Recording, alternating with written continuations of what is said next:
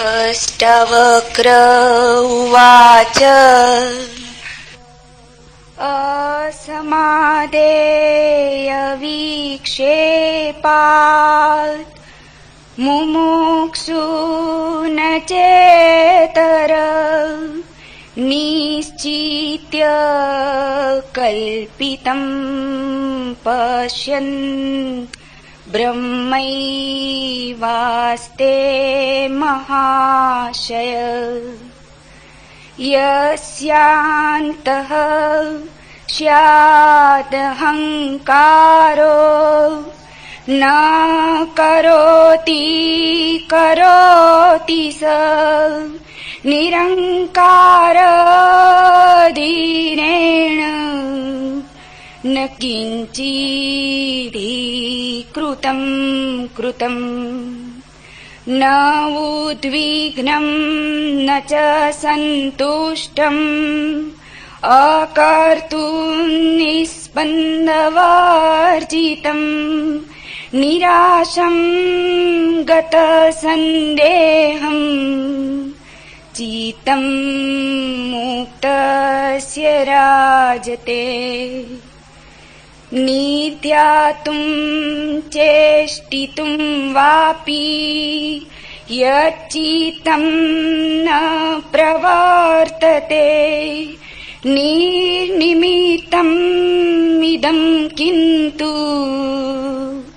निध्यायति विचेष्टते तत्त्वं यथार्थम् आकर्ण्य मंद प्राप्नोति मूढताम् अथवा याति संकोचम् अमूढ कोऽपि मूढवत् एकाग्रता निरोधा मूढैरप्यस्यते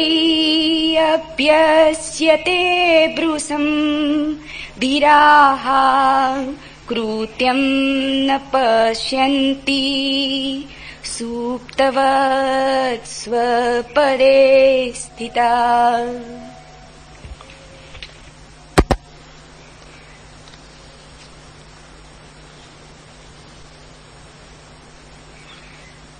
असमाधेर विक्षेपान मुमुक्षुर्न चेतरा निश्चित्य कल्पितम पश्यन्य ब्रह्मैवास्ते महाशय। पहला सूत्र, महाशय पुरुष विक्षेप रहित और समाधि रहित होने के कारण न मुमुक्षु है न गैर मुमुक्षु है। वह संसार को कल्पित देख ब्रह्मवत रहता है। अत्यंत क्रांतिकारी सूत्र है।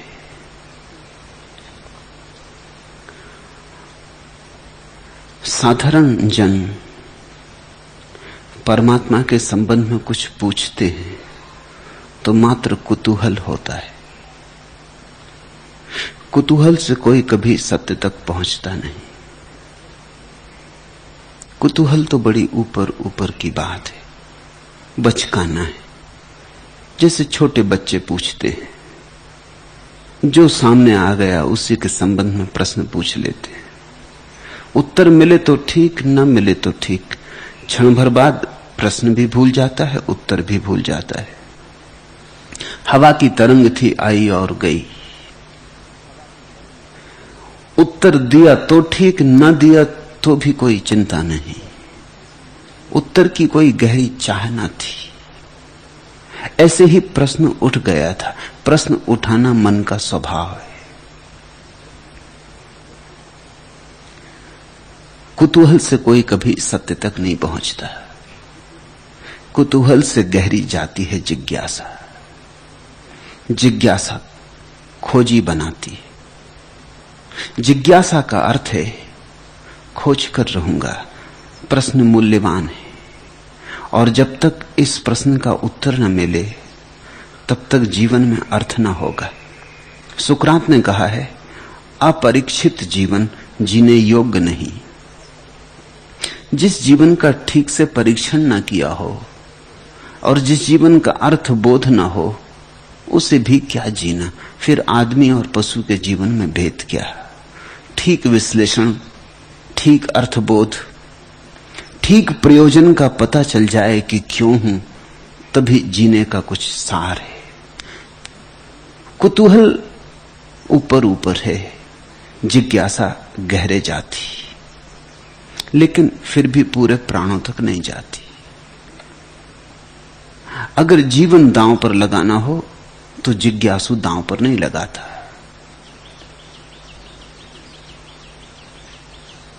उससे भी गहरी जाती है मुमुक्षा। मुमुक्षा का अर्थ होता है प्रश्न का उत्तर जीवन से भी ज्यादा मूल्यवान है। जिज्ञासा का अर्थ होता है जीवन को जीने के लिए प्रश्न का उत्तर जरूरी है, लेकिन जीवन से ज्यादा मूल्यवान नहीं।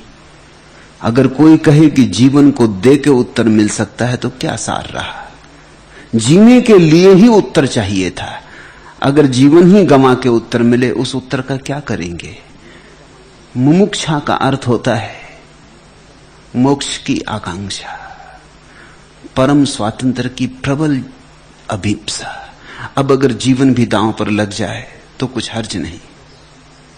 इतना महत्वपूर्ण है प्रश्न का उत्तर कि जीवन भी गंवाया जा सकता है, जीवन को भी दांव पर लगाया जा सकता है। मुमुक्षा और गहरे जाती, लेकिन यह सूत्र कहता है, ऐसा सूत्र किसी दूसरे शास्त्र में उपलब्ध नहीं। इसलिए मैं कहता हूं सूत्र बड़ा क्रांतिकारी है।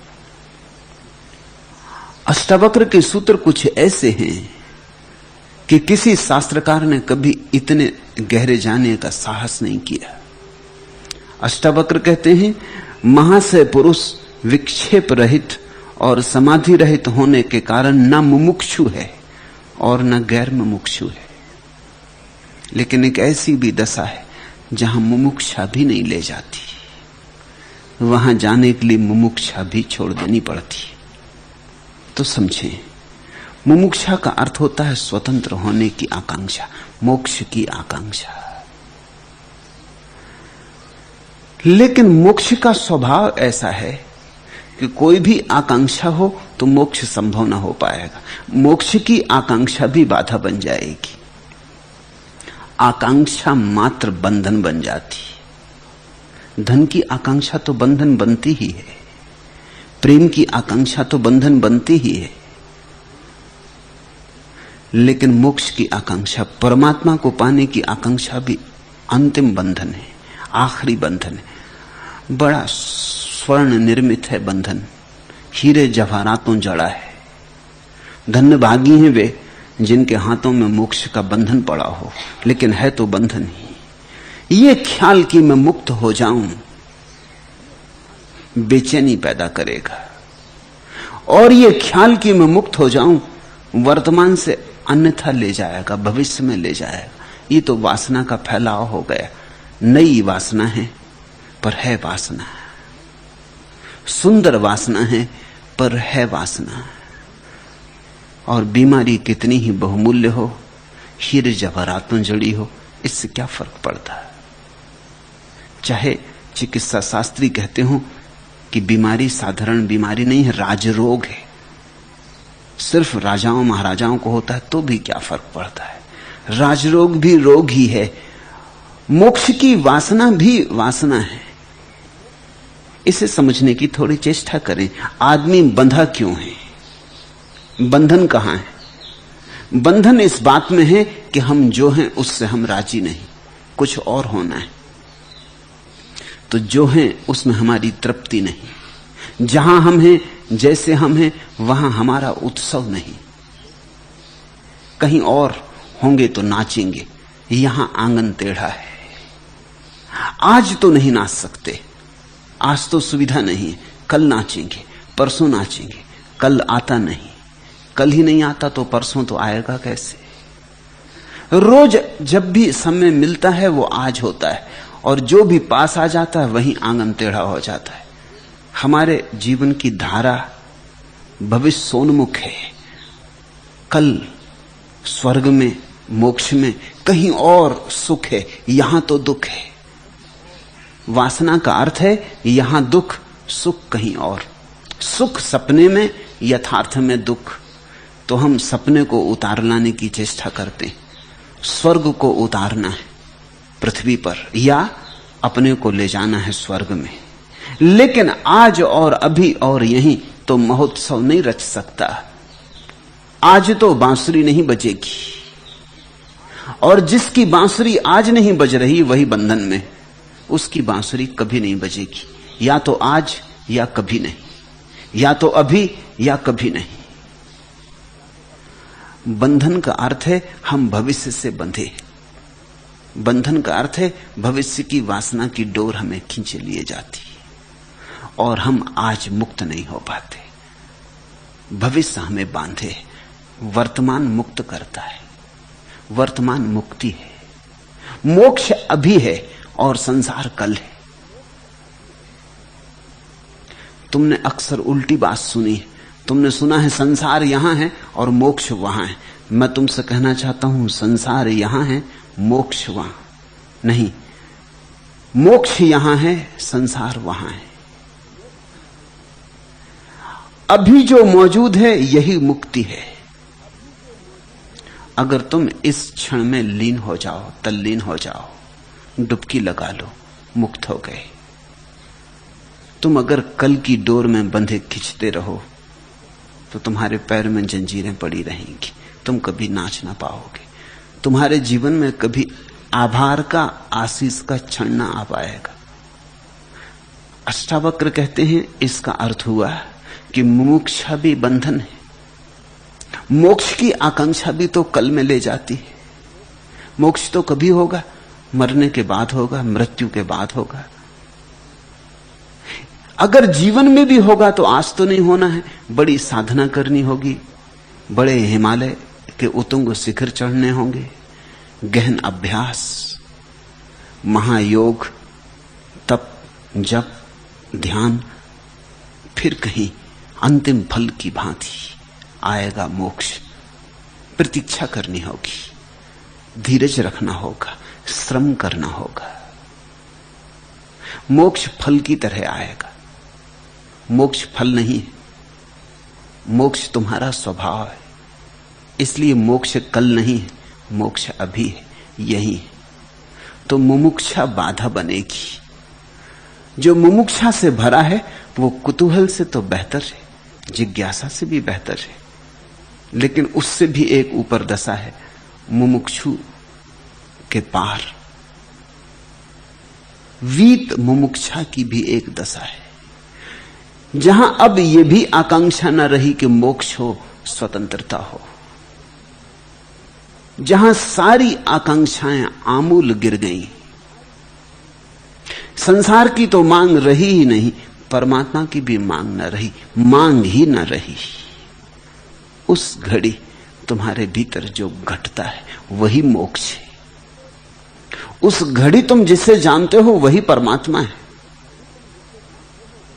उस घड़ी तुम्हारे भीतर जो प्रकाश फैलता है, क्योंकि अब उस प्रकाश को बाधा डालने वाली कोई दीवार न रही, वही प्रकाश तुम्हारा स्वभाव है। तो मुमुक्षा के भी ऊपर जाना है। महाशय पुरुष, महाशय का अर्थ होता है जिसका आशय विराट हो गया, महा आशय, जिसका आशय आकाश जैसा हो गया, जिसके आशय पर कोई सीमा न रही। हम तो साधारणतः किसी को भी महाशय कहते हैं, शिष्टाचार तो ठीक है, लेकिन महाशय तो कभी किसी बुद्ध को, अष्टावक्र को, क्राइस्ट को, कृष्ण को, लाओ त्सु को ही कहा जा सकता है। सभी को महाशय नहीं कहा जा सकता। कहते हैं शिष्टाचार है इस आशा में कि शायद जो आज महाशय नहीं है कल हो जाएगा। यह हमारी शुभाकांक्षा है, लेकिन सत्य नहीं है। महाशय का अर्थ होता है जिसके ऊपर आकांक्षा की कोई सीमा ना रही, आकांक्षा से मुक्त जिसका आकाश हो गया, वही महाशय। जिसको अब आकांक्षा का क्षितिज बांधता नहीं, जिस पर अब कोई सीमा ही नहीं है, असीम है, जिसके भीतर की चैतन्य दशा अब किसी चीज की प्रतीक्षा नहीं कर रही, क्योंकि जिसकी तुम प्रतीक्षा कर रहे हो उसी से अटके हो, जिसकी तुम प्रतीक्षा कर रहे हो उसी पे तुम्हारा सुख दुख निर्भर है। जिसकी तुम प्रतीक्षा कर रहे हो मिलेगा तो प्रसन्न हो जाओगे, नहीं मिलेगा तो विषाद से भर जाओगे। पर निर्भरता जारी रहेगी। मोक्ष का अर्थ है अब मैं पर निर्भर नहीं, अब मैं अपने में पूरा हूं, समग्र हूं। अब किसी भी बात की जरूरत नहीं है। जो होना था, जो चाहिए था, है, सदा से है। ऐसी महाशय की दशा। महाशय पुरुष विक्षेप रहित, फिर विक्षेप का कोई कारण ही नहीं। विक्षेप तो पड़ता ही इसलिए कि हमारी कोई आकांक्षा है। तुम्हें धन चाहिए तो विक्षेप पड़ेगा, क्योंकि और लोगों को भी धन चाहिए। संघर्ष होगा, प्रतिस्पर्धा होगी, दुश्मनी होगी, प्रतियोगिता होगी। पक्का नहीं कि तुम पा पाओगे, क्योंकि और भी प्रतियोगी हैं, बलशाली प्रतियोगी हैं। यह कोई सहज होने वाला नहीं। तुम्हें पद चाहिए तो भी उपद्रव होगा, विक्षेप खड़े होंगे, हजार बाधाएं आ जाएंगी। तुम्हें अगर मोक्ष चाहिए तो भी तुम पाओगे कि हजार बाधाएं हैं।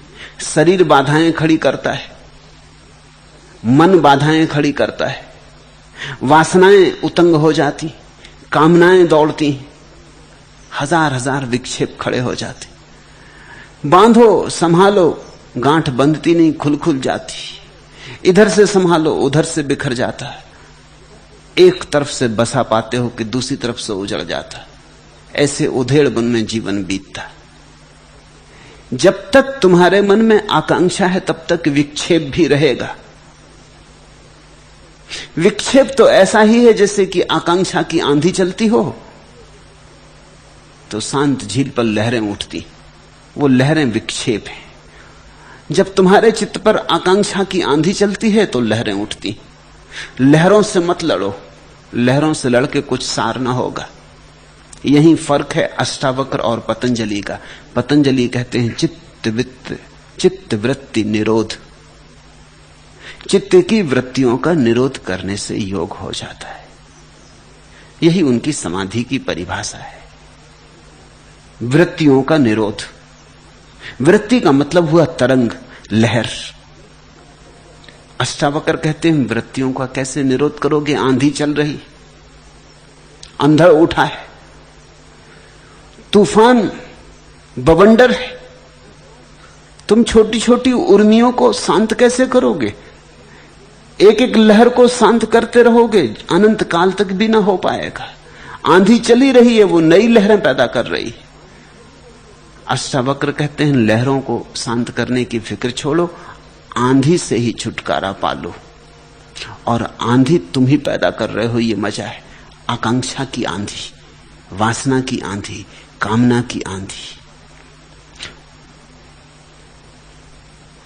कामना की आंधी चल रही है तो लहरें उठती हैं। अब तुम लहरों को शांत करने में लगे हो। मूल को शांत कर दो, तरंगें अपने से शांत हो जाएंगी। तुम वासना छोड़ दो। ये तो तुमसे औरों ने भी कहा है वासना छोड़ दो, लेकिन अष्टावक्र का वक्तव्य परिपूर्ण है। और कहते हैं वासना छोड़ दो, वो कहते हैं संसार की वासना छोड़ दो, प्रभु की वासना करो। तो आंधी का नाम बदल दे देते। सांसारिक आंधी ना रही, असंसारिक आंधी हो गई। धन की आंधी ना रही, ध्यान की आंधी हो गई। पर आंधी चलेगी। लेबल बदला, नाम बदला, रंग बदला, लेकिन मूल वही का वही रहा। पहले तुम मांगते थे इस संसार में पद मिल जाए, अब परम पद मांगते हो, मगर मांग जारी, और तुम भिकमंगे के भिकमंगे हो। अष्टावक्र कहते हैं छोड़ ही दो संसार और मोक्ष, ऐसा भेद मत करो। आकांक्षा आकांक्षा है, किसकी है इससे भेद नहीं पड़ता। धन मांगते, पद मांगते, ध्यान मांगते, कुछ फर्क नहीं पड़ता। मांगते हो भिकमंगे हो, मांगो मत, मांग ही छोड़ दो। और मांग छोड़ते ही एक अपूर्व घटना घटती, क्योंकि जो तुम्हारी ऊर्जा मांग में नियोजित थी, हजारों मांगों में उलझी थी, वो मुक्त हो जाती। वही ऊर्जा मुक्त होकर नाचती है। वही नृत्य महोत्सव है, वही नृत्य है परमानंद, सच्चिदानंद। कुछ ऊर्जा धन पाने में लगी है, कुछ पद पाने में लगी है, कुछ मंदिर में जाती है, कुछ दुकान पर जाती है, कुछ बचता है थोड़ा बहुत तो ध्यान में लगाते हो, गीता कुरान पढ़ते हो, पूजा प्रार्थना करते हो। ऐसी जगह जगह उलझी है तुम्हारी ऊर्जा। अष्टावक्र कहते हैं महाशय हो जाओ, सब जगह से छोड़ दो। आकांक्षा का स्वभाव समझ लो। आकांक्षा का स्वभाव ही तरंगें उठा रहा है।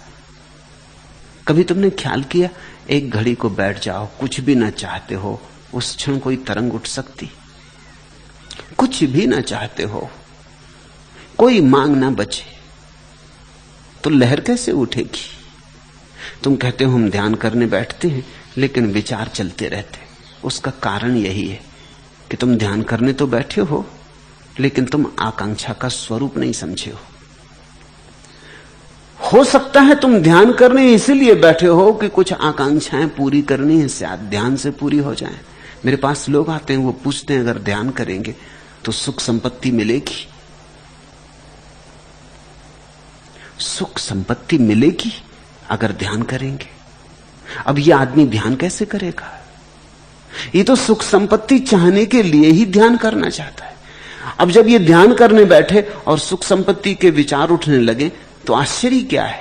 फिर ये कहेगा कि ध्यान नहीं होता क्योंकि विचार चलते हैं। जब ध्यान करने बैठता है तो विचार चलते हैं, तो सोचता है विचार नहीं चलने चाहिए, तो विचारों को रोकता है। और ध्यान करने बैठा ही आकांक्षा से, क्षुद्र आशय, सुख संपत्ति। कोई कहता है ध्यान करेंगे तो स्वास्थ्य मिलेगा, कोई कहता है ध्यान करेंगे तो सफलता हाथ लगेगी। अभी तो विफलता ही विफलता लगती। ध्यान से जीवन का ढंग बदल जाएगा, सफलता हाथ लगेगी। अब ये जो आदमी सफलता की आकांक्षा से बैठा, पालथी मार के, आंख बंद करके, इसके भीतर सफलता की तरंगें तो चली रही हैं। उलझा रहता था बाजार में तो शायद इतना पता भी नहीं चलता था। अब खाली बैठ गया सिद्धासन लगा के, अब कोई काम भी ना रहा, तरंगें और शुद्ध होकर चलेंगी, उलझन भी ना रही कोई। मगर आंधी तो बह रही है, अंधड़ तो जारी है। अष्टावक्र कहते हैं आकांक्षा की आंधी तुम्हें अंधा बनाए हुए है। आकांक्षा की आंधी ने तुम्हें सीमा दे दी। तुम वही हो गए हो जो तुमने आकांक्षा पाल ली है। अगर तुम वस्तुओं को संग्रह करने में लगे हो तो अंततः तुम पाओगे तुम वस्तुओं जैसे ही गए बीते हो गए, किसी कचरे घर में फेंक देने योग्य हो गए। अगर तुमने धन चाहा तो तुम एक दिन पाओगे कि तुम भी धन के ठीकरे हो गए। जो तुम चाहोगे वैसे ही हो जाओगे, क्योंकि चाह तुम्हारी सीमा बनती है और चाह का रंगत तुम पे चढ़ जाती, तुम वैसे ही हो जाते। तुमने कभी देखा कंजूस आदमी की आंखें देखी? उसमें वैसी ही गंदी घिनौनी छाया दिखाई पड़ने लगती है जैसे घिसे पिटे सिक्कों पे होती। तुमने कंजूस कृपण आदमी का चेहरा देखा? उस पे वैसा ही चिकनापन दिखाई पड़ने लगता है, घिनौना जैसा सिक्कों पे होता है। घिसते हैं, एक हाथ दूसरे हाथ उधार चलते रहते हैं, वैसा ही घिनौनापन उसके चेहरे पे आ जाता। तुम जो चाहोगे, तुम्हारी जो चाह होगी, वही तुम्हारी मूर्ति बन जाएगी। कामी की आंख देखी, उसका चेहरा देखा, उसके चेहरे पर काम वासना प्रगाढ़ होके मौजूद हो जाती। उसके मन की भी पूछने की जरूरत नहीं, उसका चेहरा ही बता देगा, क्योंकि चित्त पूरा का पूरा चेहरे पे उंडला आता है। चेहरा तो दर्पण है। जो आकांक्षा भीतर चलती है, चेहरे पर उसके चिन्ह बन जाते, मिटते नहीं। बड़ी पुरानी सूफी कथा है।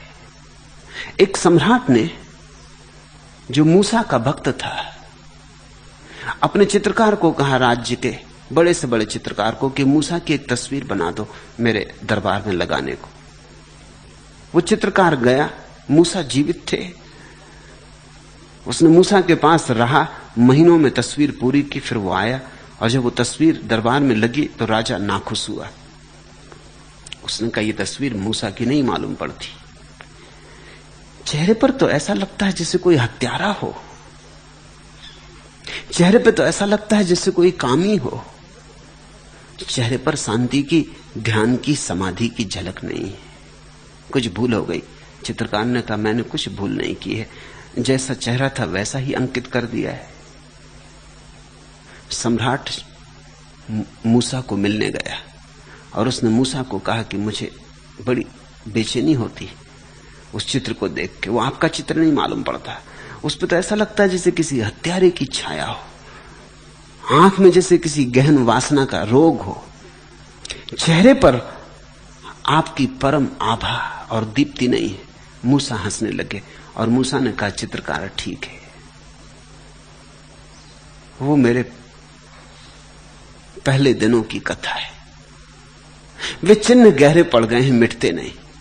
मैं बदल गया, लेकिन चेहरे पर जो चिन्ह पड़ गए हैं वो मिटते नहीं।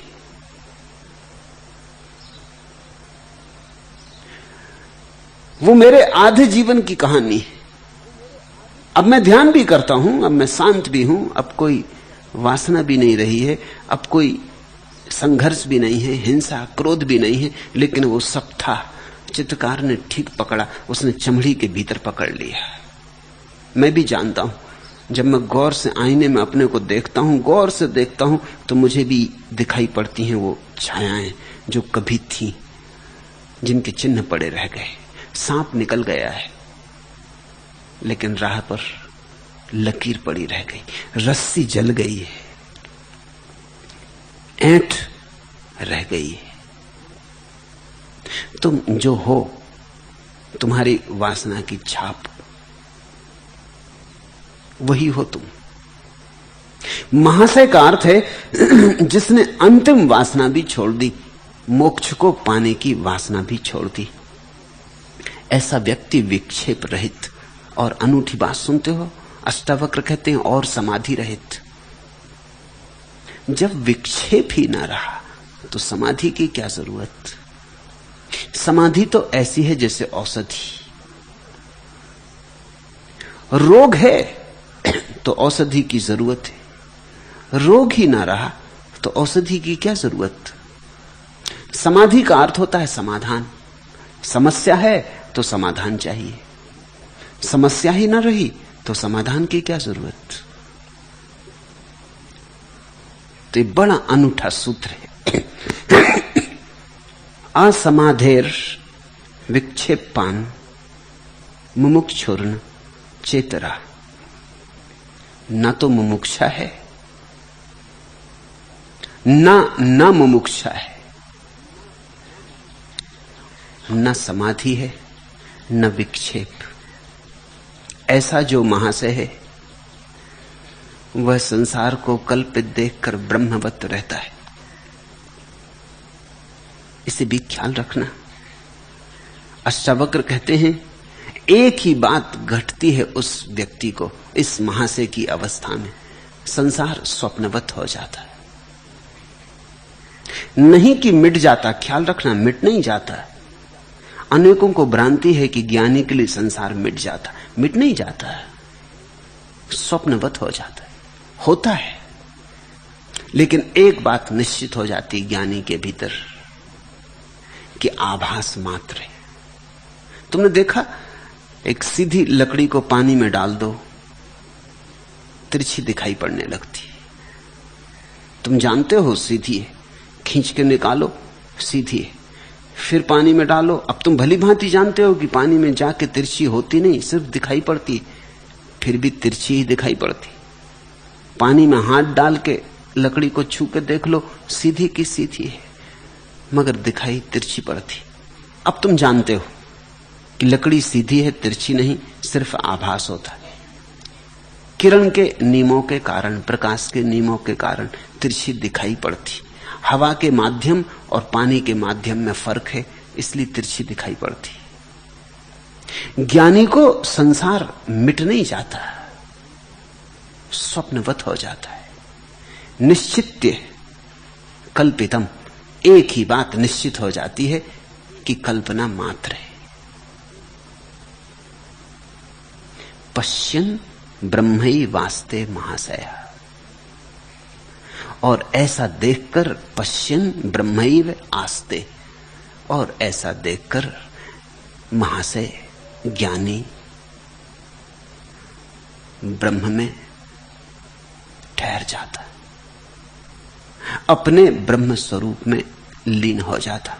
पश्यन् ब्रह्मैव आस्ते, डुबकी लगा लेता, ठहर जाता, केंद्र पर आ जाता। कल्पना है संसार, ऐसा जानकर अब कल्पना के पीछे दौड़ता नहीं। राम की कथा में तुमने देखा, स्वर्ण मृग के पीछे दौड़ गए। कथा मधुर है, कोई भी जानता है कि मृग सोने के होते नहीं।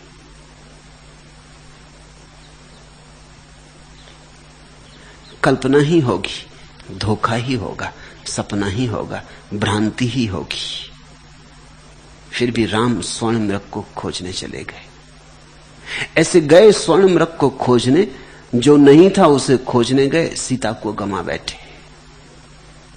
ये कथा मधुर है, अर्थपूर्ण है। ऐसे ही प्रत्येक व्यक्ति के भीतर का राम स्वर्ण मृगों को खोजने चला गया है, और ऐसे ही प्रत्येक व्यक्ति के भीतर के राम ने अपनी सीता को गंवा दिया, अपने स्वभाव को गंवा दिया। जो अपना था वो गंवा दिया, उसके पीछे चले गए हैं जो नहीं है, जो सिर्फ दिखाई पड़ता है। जिस दिन तुम्हें दिखाई पड़ जाएगा कि स्वर्ण मृग वास्तविक नहीं, धोखा है, भ्रमजाल है, उसी क्षण तुम लौट आओगे, उसी क्षण अपने में ठहर जाओगे। पश्यन् ब्रह्मैव आस्ते, उसी क्षण तुम अपने में खड़े हो जाओगे, फिर स्वस्थ। अब तुम कहीं नहीं जाते, अब तुम जानते हो। ऐसा नहीं कि स्वर्ण मृग अब दिखाई ना पड़ेंगे, अब भी दिखाई पड़ेंगे। सुबह की धूप में उनका स्वर्ण चमकेगा, उनका बुलावा अब भी आता रहेगा, लेकिन अब तुम जानते हो, एक बात निश्चित हो गई कि संसार कल्पना मात्र है। जब भी किसी नए सांचे में हम अपने को ढाल रहे हैं, सोना मढ़े दांत के नीचे जैसे कीड़े चाल रहे हैं। गंगा जमनी चमक दांत की, सिरज रही उन्मुक्त ठहाका। ईर्षा की चंचल आंखों में काजल सा है चिन्ह धुआं का। विज्ञापन परिचय के सिगरेटों के दौर उछाल रहे। ये सारे संदर्भ स्वयं में अर्थहीन हो गए जतन के, जैसे रत्न जड़ी तलवारें शयन कक्ष में राजभवन के। हीन ग्रंथियों के विसरस को कंचन के घट पाल रहे हैं। अपने को अभिव्यक्ति न कर पाने का दर्द और बढ़ जाता। जब कोई मुस्कान व्यथा की सोने का पानी चढ़ जाता। राजा के लक्षण हो जिसमें हम ऐसे कंगाल रहे, राजा के लक्षण हो जिसमें हम ऐसे कंगाल रहे। लक्षण तो राजा के, भीख मांग रहे।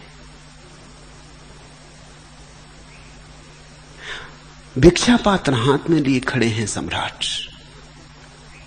राम सोने के मृगों में भटक गए और गंवा रहे हैं अपनी सीता को, अपनी आत्मा को। इतना ही ज्ञानी को हो जाता है, बस इतनी ही घटना घटती है। छोटी कहो बड़ी कहो, इतनी ही घटना घटती कि वासना मात्र, कामना मात्र मेरी ही कल्पना का जाल है, ऐसा निश्चय हो जाता है। ऐसे निश्चय होते ही अब न कोई समाधि की जरूरत है, न कोई मुमुक्षा की जरूरत है, न कोई चित्त की तरंगों को शांत करने की। अब चित्त वृत्ति निरोध नहीं करना है, हो गया निरोध अपने से।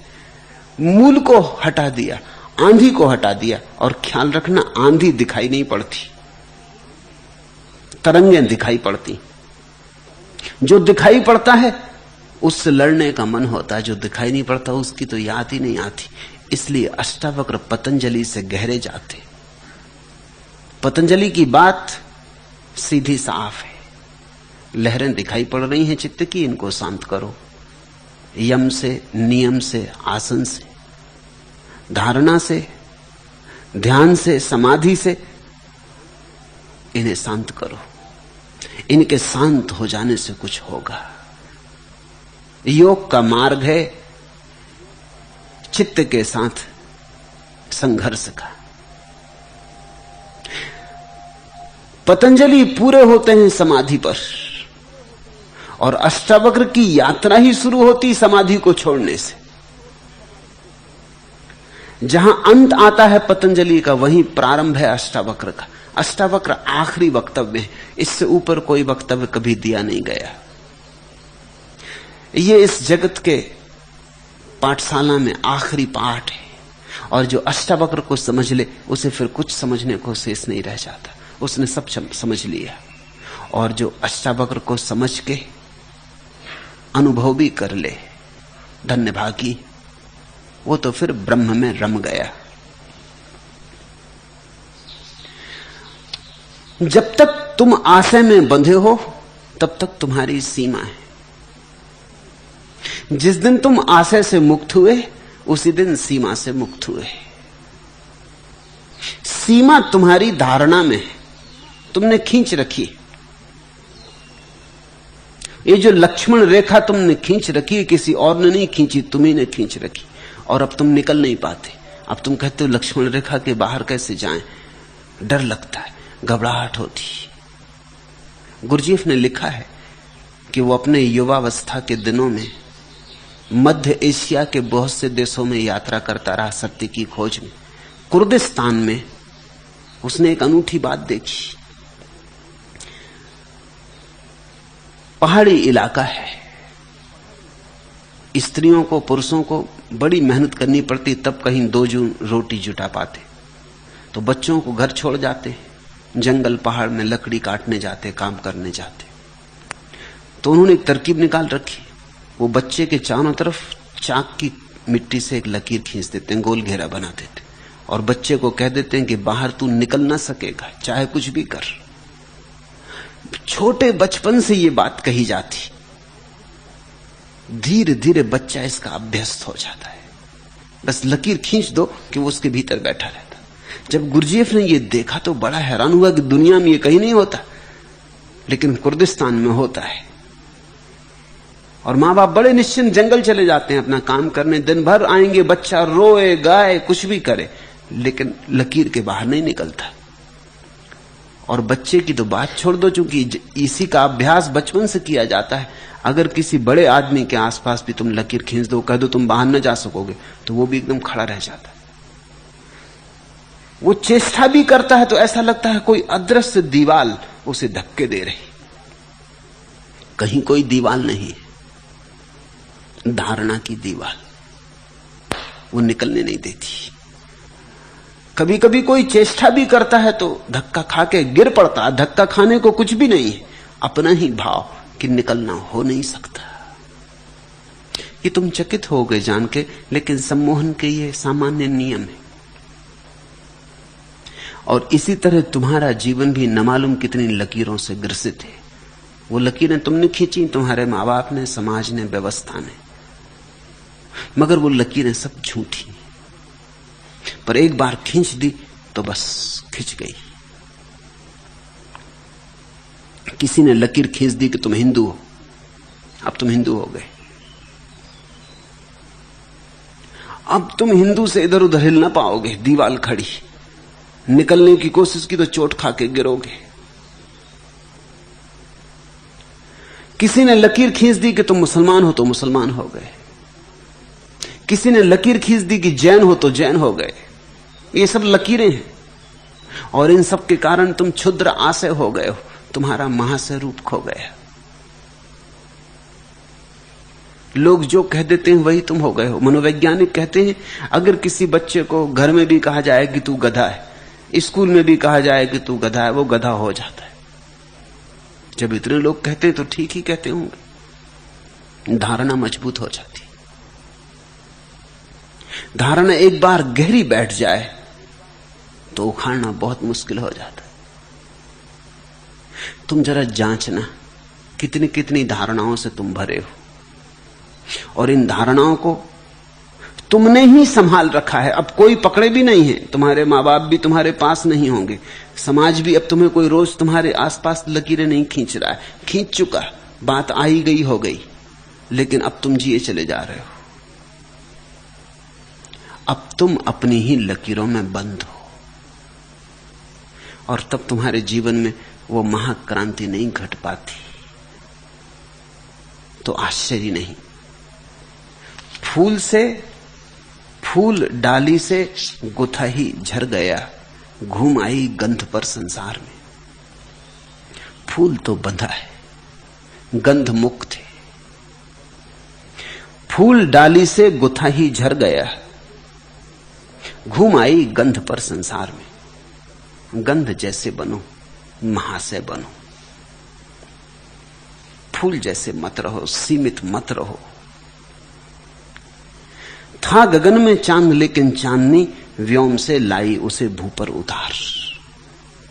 बांस की जड़ बांसुरी को एक स्वर कर गया गुंजित जगत के आर पार, और मिट्टी के दिए को एक लौ दे गई चिर ज्योति चिर अंधियार में। घूम आई गंध पर संसार में, फूल डाली से गुथा ही झर गया। बद्ध सीमा में समुद्र था मगर, मेघ बन उसने छुआ जा आसमान। तृप्ति बंदी एक जलकण में रही, विष अमृत का दे गई पर प्यास दान। कूल जो लिपटा हुआ था धूल से, संग लहर के तैर आया धार में। घूम आई गंध पर संसार में, फूल डाली से गुथा ही झर गया। तुम पर निर्भर है, फूल बने बने ही गिर जाओगे, सूख जाओगे, या असीम बनोगे महाशय, गंध की तरह मुक्त कि घूम आओ सारे संसार में। गंध बन जाओ तो मैं कहता हूं सन्यासी हो गए, फूल रह जाओ तो ग्रस्त। फूल यानी सीमा है, घर है। फूल यानी परिभाषा है, बंधन है, दीवाल है। सन्यास यानी गंध जैसे मुक्त। सब दिशाएं खुल गई, सारी हवाएं तुम्हारी हुई, सारा आकाश तुम्हारा हुआ। जिसके अंतःकरण में अहंकार है वह जब कर्म नहीं करता है तो भी करता है, और अहंकार रहित धीर पुरुष जब कर्म करता है तो भी नहीं करता है। यह शांता स्याद अहंकारो न करोति करोति सह, निरअहंकार धीरेण न किंचित कृतम कृतम। अहंकार है तो तुम कुछ ना करो तो भी कर्म हो रहा है, क्योंकि अहंकार का अर्थ ही यह भाव है कि मैं करता हूं। और अगर अहंकार गिर गया तो तुम लाख कर्म करो तो भी कुछ नहीं हो रहा है, क्योंकि अहंकार के गिरने का अर्थ है परमात्मा करता है, मैं नहीं। इस बात को ख्याल में लेना। ऊपर ऊपर से भागने से कुछ भी नहीं होता।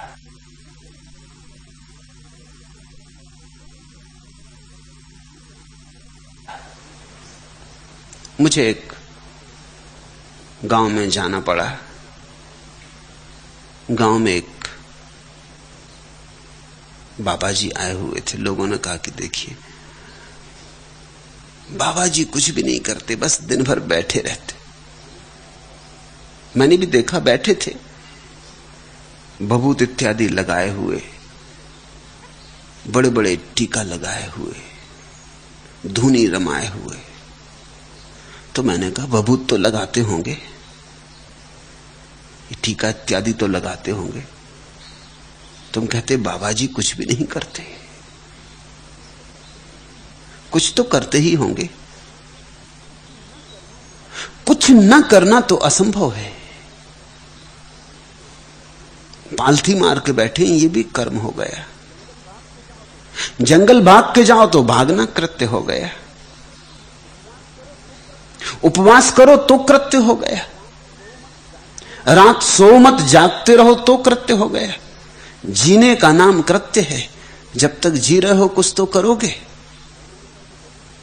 और मैंने कहा ये भभूत इत्यादि किस लिए रमाए बैठे? ये तुम्हारी राह देख रहे हैं, ये उनकी राह देख रहे हैं कि जो भभूत की पूजा करते हैं वो आते होंगे, चरण छुएंगे, पैसे चढ़ाएंगे, ये तुम्हारी प्रतीक्षा कर रहे हैं। और कोई आ जाएगा धनी मानी तो गांजा भांग का भी इंतजाम करेगा। वो आदमी चौंके जो मुझसे कह रहे थे, कहने लगे आपको कैसे पता चला कि बाबा जी गांजा पीते? पीते तो हैं, लेकिन करेंगे क्या यहां बैठे बैठे? ये दूनी रमाए बैठे हैं, करेंगे क्या? किस लिए रमाए बैठे? कुछ तो कर ही रहे। तुम कहते बाबा जी कुछ भी नहीं करते। जब तक जीवन है तब तक कृत्य है। एक बात तो ख्याल में ले लेना, कर्म से भागने का तो कोई उपाय नहीं। जो भी करोगे वही कर्म होगा।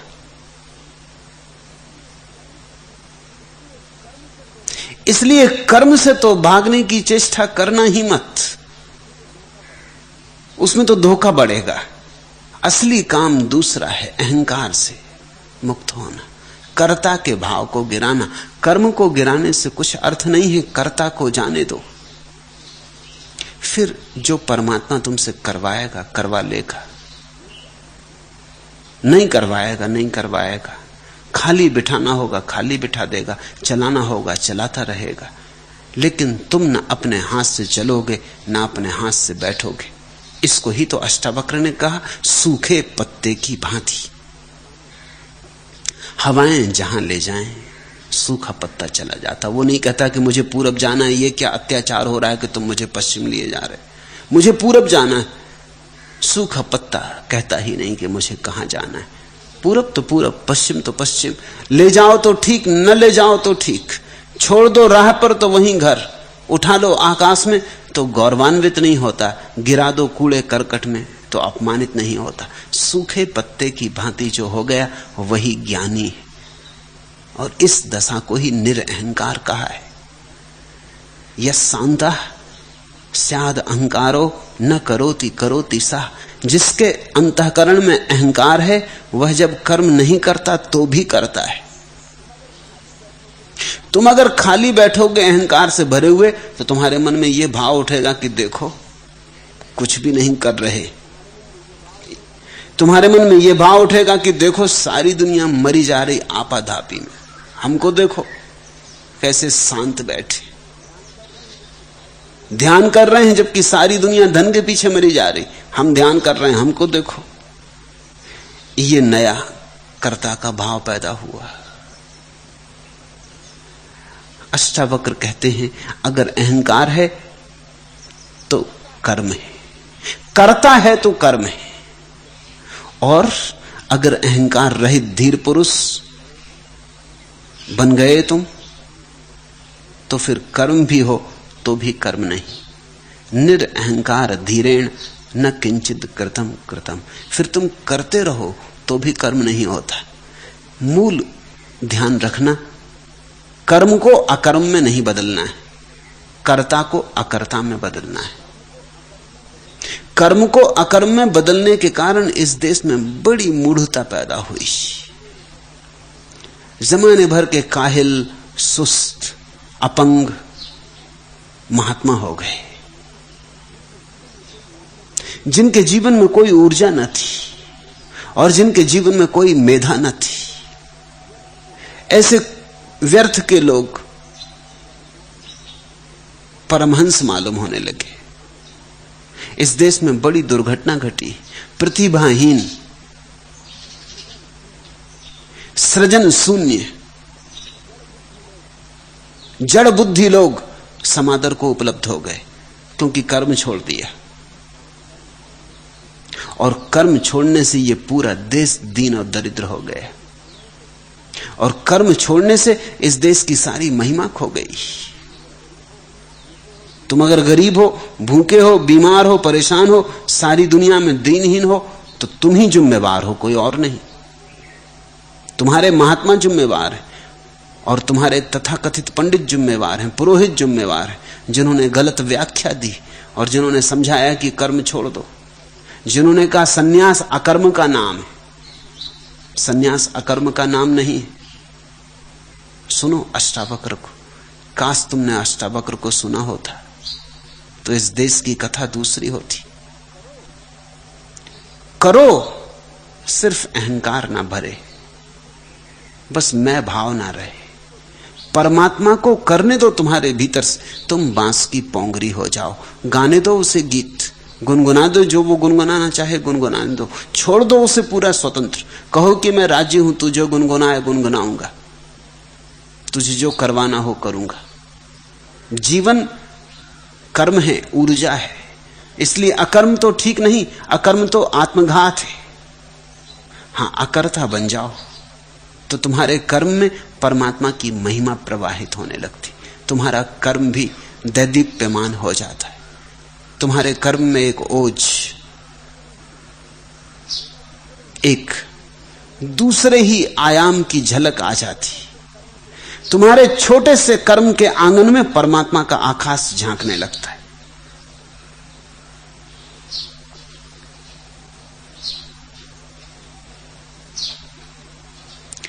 ऐसा व्यक्ति सारी स्थितियों में परमात्मा को देखने लगता है, सारे कृत्यों में उसकी ही छाया पाने लगता है, और जो भी करता है अनुभव करता है उसी के लिए समर्पित है। यह कलियों की आनाकानी, यह अलियों की छीनाजोरी, यह बादल की बूंदाबांदी, यह बिजली की चोरा चोरी, यह काजल का जादू टोना, यह पायल का शादी गौना, यह कोयल की कानाफूसी, यह मैना की सीना जोरी। हर कीड़ा तेरी कीड़ा है, हर पीड़ा तेरी पीड़ा है। मैं कोई खेलूं खेल, दांव तेरे ही साथ लगाता हूं, हर दर्पण तेरा ही दर्पण है। मैं कोई खेलूं खेल, दांव तेरे ही साथ लगाता हूं, हर दर्पण तेरा ही दर्पण है। फिर सारा रहस्य, सारी लीला परमात्मा की। फिर न भागना है, न कुछ वर्जना है, न कुछ त्यागना है। त्यागना है एक बात, उसे तो हम त्यागते नहीं। हम सब त्यागने को तैयार हैं, धन छोड़ने को तैयार हैं, पद छोड़ने को तैयार हैं, पत्नी बच्चे छोड़ने को तैयार हैं। एक चीज छोड़ने को तैयार नहीं, मैं को छोड़ने को तैयार नहीं। इसलिए तुम बड़े चकित होगे। आदमी ने धन छोड़ दिया, पद छोड़ दिया, मकान छोड़ दिया, घर गृहस्थी छोड़ दी, वस्त्र छोड़ दिए, नग्न खड़ा हो गया, और देखो भीतर दहकता अंगारा अहंकार का, वह नहीं छूटा जो छूटना था। तुम्हारे सन्यासी में जैसा अहंकार प्रकट होता है वैसा किसी में प्रकट नहीं होता। अगर तुम्हें असली शुद्ध अहंकारी देखने हो तो साधु सन्यासी मुनि महाराजों में देखना। संसार में तो तुम्हें अशुद्ध अहंकारी मिलेंगे, मिलावट है संसार में बहुत। शुद्ध अहंकारी तुम्हें मंदिरों में, पूजा गृहों में मिलेंगे, वहां मिलावट भी नहीं है, वहां बिल्कुल शुद्ध अहंकार है, जहर ही जहर है। छोड़ना है अहंकार, लोग छोड़ते हैं कर्म। कर्म छोड़ना आसान है, कौन नहीं छोड़ना चाहता। सच्चाई तो ये, कर्म से तो सभी भागना चाहते। कौन नहीं चाहता कि छुटकारा मिले कर्म से। कर्ता को कोई नहीं छोड़ना चाहता। जिसको कोई नहीं छोड़ना चाहता उसी को छोड़ने में गौरव है।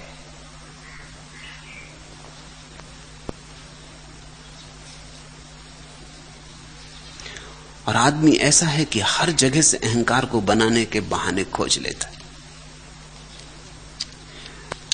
मुल्ला नसरुद्दीन को लॉटरी में पहला इनाम मिल गया। स्वयं तो पढ़ा लिखा है नहीं, तो जो स्वयं पढ़े लिखे नहीं होते उनको अपने बेटे बच्चों को पढ़ाने की बड़ी धुन होती। उनके बहाने ही कम से कम पढ़े लिखों के माँ बाप हो जाएं। लॉटरी में पैसा हाथ लग गया तो उसको एकदम धुन सवार हुई कि सुपुत्र को खूब पढ़ाना है। किसी ने सलाह दी कि जब पढ़ा ही रहे हो तो विदेशी भाषाएं पढ़ाओ। तो मुल्ला ने कहा, यह बिल्कुल ठीक सुझाव है। अतः विदेशी भाषा सिखाने वाले विश्वविद्यालय में पहुंचा। उपकुलपति से बोला, मैं अपने पुत्र को विदेशी भाषा सिखाना चाहता हूं, खर्च की फिक्र ना करें, जो खर्च होगा दूंगा। उपकुलपति ने पूछा, महानुभाव कौन सी विदेशी भाषा सिखाना चाहते हैं? French, German, Spanish, Italian? Mulla Nasruddin ने कहा, सब विस्तार में मत पढ़ो, इनमें जो भी सबसे ज्यादा विदेशी हो वही सिखाना चाहता हूं। मेरा बेटा ऐसी वैसी विदेशी भाषा नहीं सीखेगा, सबसे ज्यादा विदेशी। अब सबसे ज्यादा विदेशी क्या होता है? लेकिन अहंकार रास्ते खोजता है। अहंकार को हर जगह प्रथम होना चाहिए। तो एक बड़ी मजे की घटना घटती, आदमी विनम्रता तक में अहंकार खोज लेता। वो कहता, मुझसे विनम्र कोई भी नहीं, मुझसे विनम्र कोई भी नहीं। तो यहां भी अहंकार मजे ले रहा है, यहां भी प्रतिस्पर्धा जारी है। बस तुम एक बात छोड़ दो तो संन्यास घट गया। तुम ये मैं भाव छोड़ दो। और मजा तो यह है कि इसको छोड़ के कुछ छूटेगा नहीं, इसको छोड़ के तुम बहुत कुछ पाओगे। इसको पकड़ने के कारण सब छूटा हुआ है, इसके पकड़ने के कारण तुम दीन दरिद्र बने हो। इसके पकड़ने के कारण तुम्हें सीमा मिल गई है। इसको छोड़ते ही फूल मुक्त हो जाएगा, गंध हवाओं में उड़ेगी। इसको छोड़ते ही बूंद सागर बनेगी। इसको छोड़ते ही तुम परमात्मा के आवास हो जाओगे।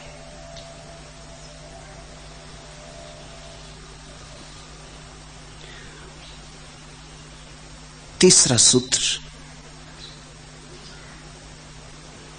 पुनः अत्यंत क्रांतिकारी। मुक्त पुरुष का उद्वेग रहित, संतोष रहित, कर्तत्व रहित, स्पंद रहित, आशा रहित और संदेह रहित चित्त ही शोभायमान है।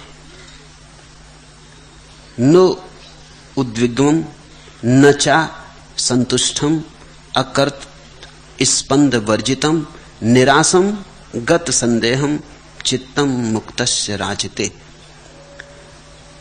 एक एक शब्द को समझने की चेष्टा करें। मुक्त पुरुष का उद्वेग रहित, ये तो समझ में आता है।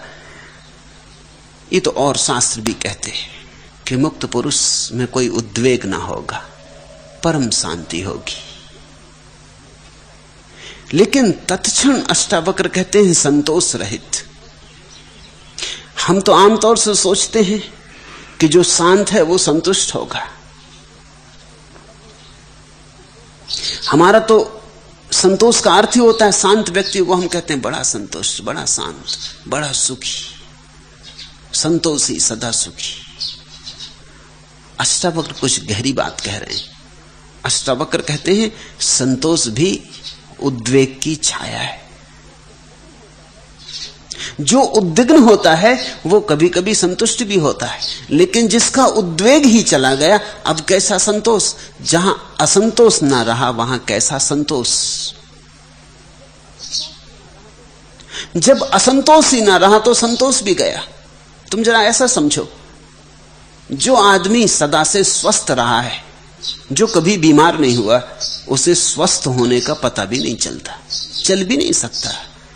पता चलने के लिए बीमारी जरूरी है। बीमारी खटके, बीमारी दुख दे तो स्वास्थ्य का पता चलता है।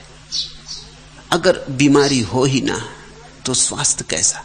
जिस दिन बीमारी गई उसी दिन स्वास्थ्य भी गया। स्वास्थ्य और बीमारी साथ साथ, एक ही सिक्के के दो पहलू। असंतोष संतोष साथ साथ, अशांति शांति साथ साथ, सुख दुख साथ साथ, एक ही सिक्के के दो पहलू। इसलिए पहली बात जब वो कहते हैं उद्वेग रहित, तो उन्होंने बड़ी महत्वपूर्ण बात कह दी। आगे के लिए वो अब साफ करते हैं संतोष रहित, क्योंकि कहीं भूल ना हो जाए, कहीं तुम ये ना समझ लो कि उद्वेग रहित आदमी का अर्थ होता है संतोषी। संतोष वहां कहा? संतोष तो असंतुष्ट आदमी की लक्षणा है। जब कोई आदमी मेरे पास आके कहता है कि मैं तो बिल्कुल संतुष्ट हूं, तभी मुझे लगता है कि आदमी असंतुष्ट होना चाहिए, नहीं तो ये संतोष की बात ही क्यों कर रहा है। खोजबीन करता हूं तो फौरन पता चल जाता है तो असंतुष्ट, अपने को मना बुझा के संतुष्ट कर लिया है, ठोंक पीट के जमा जमू के बैठ गए। है तो असंतोष गहरा, लेकिन अब करें क्या, असहाय। जो कर सकते थे करके देख लिया, उससे कुछ होता नहीं। उछल कूद बहुत कर ली, अंगूरों तक पहुंच नहीं पाए, अब कहते हैं खट्टे, अब कहते हैं हम तो संतुष्ट हैं, हमें धन ज्यादा नहीं चाहिए। ऐसा नहीं कि नहीं चाहिए, अगर आज पड़ा मिल जाए राह के किनारे तो उठा लेंगे।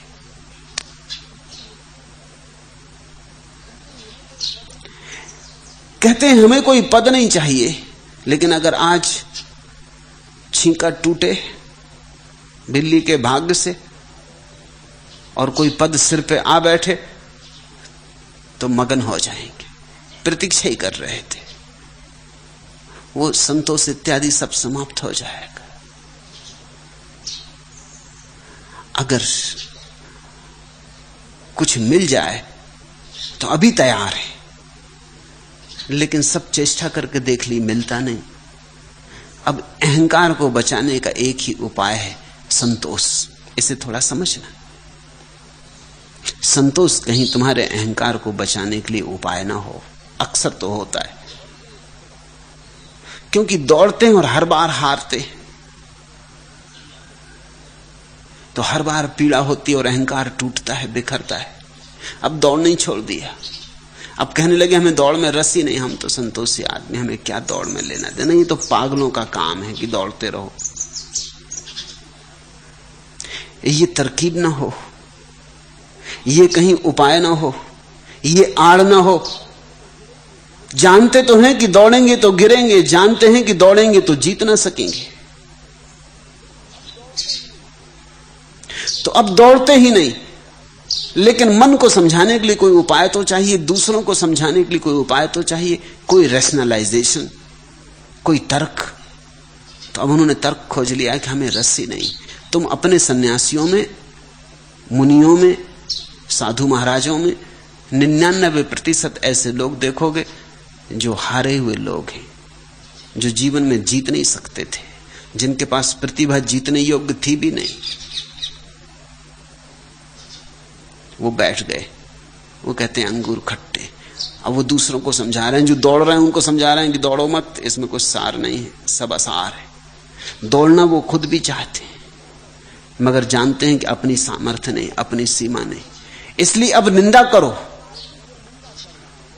संसार की जो निंदा कर रहा हो, खूब गौर से देखना, कहीं ना कहीं उसका संसार में रस अटका होगा, नहीं तो निंदा भी क्यों करेगा। मैं तो तुमसे कहता कि जाओ संसार में, दिल खोल के जाओ, जूझ लो, देख ही लो अगर कुछ हो देखने को, पा ही लो अगर कुछ पाने को हो। ऐसे अधूरे मत लौटाना। अधूरे लौटने का आकर्षण है, 20 में रुक जाने का आकर्षण है। जब देखो कि हारने लगे और लोग जीतने लगे, जब देखो कि दूसरे पहुंचने लगे, तब बहुत मन होता है ऐसा कि अब यही कह दो कि दौड़ ही बेकार है, कम से कम कुछ तो बचाव हो जाएगा, सुरक्षा हो जाएगी। निंदा कर दो संसार की। इसलिए अष्टावक्र कहते हैं ऐसा पुरुष उद्वेग रहित है और संतोष रहित। तत्क्षण जोड़ दिया उन्होंने एक शब्द जो बड़ा बहुमूल्य है। ऐसे व्यक्ति को तुम ये मत सोच लेना कि उसने संतोष कर लिया है, नहीं, उसने जान ही लिया कि संतोष भी व्यर्थ है, असंतोष भी व्यर्थ है। उसने बीमारी तो फेंकी ही फेंकी, साथ साथ औषधि और डॉक्टर का प्रिस्क्रिप्शन भी फेंक दिया है, अब उसको रखने की कोई जरूरत नहीं है।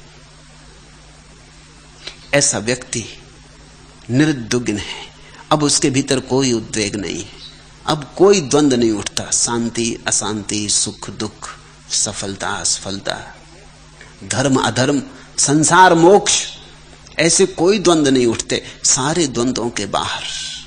ऐसा व्यक्ति परम आनंद में लीन है, कर्तव्य रहित।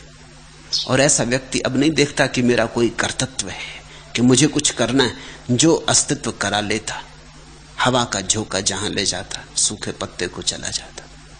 अब वो कर्तव्य की भाषा में नहीं बोलता। अब वो ये नहीं कहता ये मेरा कर्तव्य है, मुझे करना है, मुझे करना ही होगा, मैं नहीं करूंगा तो कौन करेगा, मैं नहीं करूंगा तो संसार का क्या होगा। इस तरह की भाषा नहीं बोलता। वो कहता मैं नहीं करूंगा, कोई और करेगा। क्योंकि जिसको करवाना है, इस विराट का जो लीलाधर है, इस विराट के पीछे छिपी हुई जो ऊर्जा शक्ति है, वो मुझसे नहीं तो किसी और से करा लेगी। यही तो कृष्ण ने अर्जुन से कहा तू मत भाग, क्योंकि अगर उसे मारना ही है, और तू जान कि जिनको तू यहां खड़े देखता है युद्ध में, वो मर ही चुके, तू सिर्फ निमित्त मात्र है, तू नहीं मारेगा, कोई और मारेगा। ये धनुष गांडीव का अगर तेरे कंधे ना चढ़ेगा, किसी और के कंधे चढ़ेगा। तेरे भागने से कुछ भी ना होगा, जो होना है होकर रहेगा, जो होना है वही होगा। इसलिए तू भाग ना भाग कुछ अंतर नहीं पड़ता। नाहक भागने में तेरा अहंकार निर्मित होगा, तू परमात्मा को समर्पित ना हो सका। तूने सब न छोड़ दिया, तूने ये न कह दिया कि जो करवाओ करूंगा। तूने अपने को बचा लिया।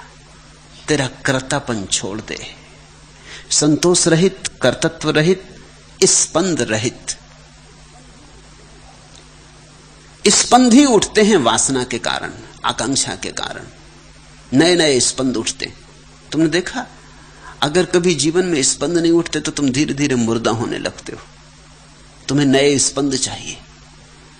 एक धंधा किया, अब ठीक है, अब कोई नया धंधा चाहिए, ताकि फिर से स्पंदन उठे, फिर से जीवन धार बहे। एक दिशा में सफलता पाली, अब दूसरी दिशा में भी सफलता चाहिए। धन कमा लिया, अब राजनीति में भी पद चाहिए। राजनीति कमा ली, अब ध्यान भी करना है। नए नए स्पंदन उठते हैं। वासना नए नए अंकुर फोड़ती। वासना तुम्हें कभी ठहरने नहीं देती। इधर एक से चुके नहीं कि दूसरी यात्रा शुरू। एक यात्रा पूरी भी नहीं होती कि दूसरे का आयोजन तैयार हो जाता है। महाशय व्यक्ति स्पंदन रहित होता है। उसके जीवन में अब कोई स्पंदना नहीं है, कोई उत्तेजना नहीं है। अब कुछ पाने को नहीं है, कुछ जाने को नहीं है, कहीं पहुंचने को नहीं। पहुंच गया, जहां है वही उसकी मंजिल है। इस सत्य की उद्घोषणा अगर तुम्हें समझ में आ जाए तो तुम इसी क्षण नाच उठोगे। तुम जहां हो ठीक ऐसे ही परिपूर्ण हो। सब स्पंदन मन के धोखे हैं, और स्पंदनों के कारण तुम वही नहीं देख पाते जो तुम हो। जरा गौर से देखो और जरा समझपूर्वक अपने भीतर उतरो। क्या कमी है? नाचना है, आनंदित होना है, कुछ भी तो कमी नहीं। परमात्मा बरस रहा है। इस घड़ी जितना बरस रहा है, इससे ज्यादा कभी भी नहीं बरसेगा। इतना ही बरसता रहा है सदा से, इतना ही सदा बरसेगा। इसलिए कल की प्रतीक्षा मत करो। आशा रहित, सुनते हैं अष्टावक्र कहते हैं ऐसा व्यक्ति आशा रहित। वो कोई आशाएं नहीं बांधता। जब आकांक्षा ही न रही तो आशा कैसी? निराशम गत संदेहम, संदेह रहित है। अब उसको कोई संदेह नहीं है कि क्या सच है और क्या झूठ है। एक बात साफ हो गई है, देखने वाला सच है और जो भी दिखाई पड़ रहा है सब झूठ है। बस इतना ही सत्य है, इतना ही सारे शास्त्रों का सार है। जो भी दिखाई पड़ रहा है झूठ है और जो देख रहा है सच है। अभी हमारी हालत उल्टी, जो दिखाई पड़ता वो सच मालूम पड़ता और जो देख रहा उसका तुम्हें पता ही नहीं, झूठ ही समझो। लोग पूछते हैं आत्मा कहां है? जो पूछ रहा है वो आत्मा है। लोग पूछते हैं आत्मा का दर्शन कैसे हो? आत्मा का कहीं दर्शन हो सकता है? जो दर्शन करेगा वही आत्मा है। आत्मा कभी दृश्य नहीं हो सकती। संसार पे तो भरोसा है, अपने पे कोई भरोसा नहीं। जो दिखाई पड़ रहा है उसके पीछे तो दौड़ रहे हैं, और जो देख रहा है उसको छुआ भी नहीं, उसके हाथ में हाथ डाल के कभी 2 क्षण को शांत बैठे नहीं। इतना ही सारे शास्त्रों का सार है। जो दिखाई पड़ता है कल्पनावत है, और जो देख रहा है वही सत्य।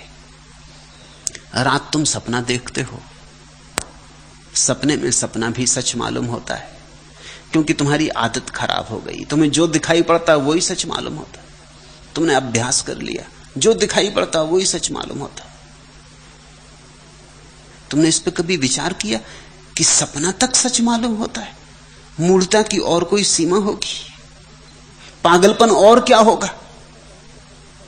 और ऐसा नहीं है कि सपना तुमने पहली दफा देखा इसलिए धोखा खा गए। जिंदगी भर से देख रहे हो, अनेक जिंदगियों से देख रहे हो। रोज सुबह उठ के पाते हो झूठ था, और फिर रात दूसरे दिन फिर खो गए। आज भी सुबह उठ के पाया था कि रात जो देखा झूठ था। क्या तुम पक्का विश्वास दिला सकते हो कि फिर रात आ रही है, फिर सपना आएगा? याद रख सकोगे?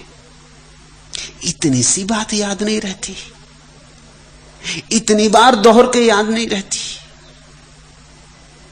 फिर नींद पकड़ती, फिर भ्रांति हो जाती, फिर भूल हो जाती, फिर सपना सच मालूम होता। इसका कारण है, इसका कारण है कि तुम जो देखते हो वही सच मानने की आदत है। गुरजीएफ अपने शिष्यों को कहता था कि अगर तुम्हें सपने को सपने की तरह देखना हो तो सपने के साथ कुछ नहीं करना है, जागरण में कुछ करना पड़ेगा। और वो एक अभ्यास करवाता था। वो अभ्यास बड़ा कीमती है। वो कहता था कि दिन भर 3 महीने तक कम से कम जो भी दिखाई पड़े होश से समझना कि झूठ है।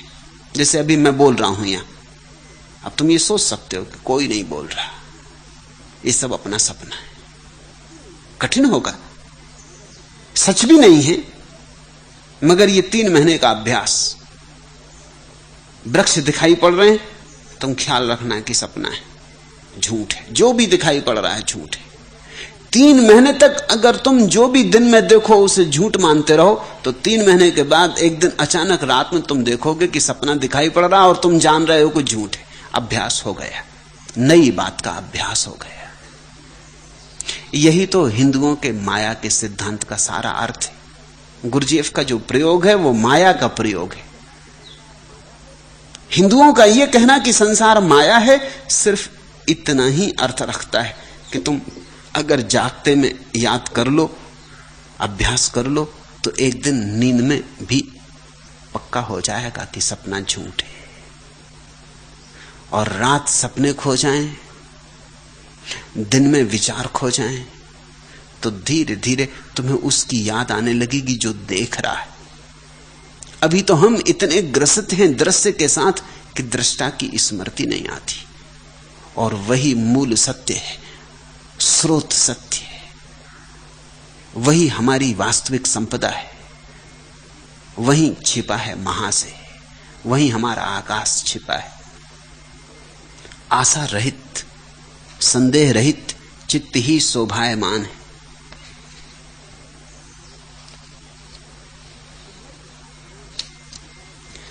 तुम्हारी आशाएं तुम्हारे अतीत का ही प्रक्षेपण है।